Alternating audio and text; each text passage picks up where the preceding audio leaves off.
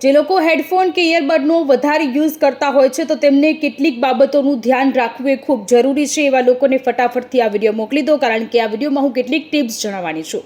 તમારું જે બ્લૂટૂથ છે અથવા તો હેડફોન છે, તમારું જે ડિવાઇસ છે તેનું વોલ્યુમ 60%થી વધુ ન રાખો. કાનમાં ઇયરબડ અથવા ઇયરફોન સતત 60 મિનિટથી વધુ પણ ન રાખો. એ પછી ભલે વોલ્યુમ 60% હોય. ઇયરબડ અને ઇયરફોનના બદલે હેડફોન યુઝ કરવાનું એ વધુ પ્રિફેર છે. ખૂબ જ ઘોંઘાટવાળી જગ્યાએ ઇયરપ્લગ પહેરો. જાહેર પરિવહનમાં જ્યારે મુસાફરી કરતા હોવ છો ત્યારે પણ ઇયરફોનનો ઉપયોગ કરશો નહીં. મોટા અવાજોથી દૂર રહો. એવા સ્થળોએ જવાનું ટાળો કે જ્યાં મોટા અવાજ લાઉડસ્પીકરનો ઉપયોગ થતો હોય છે.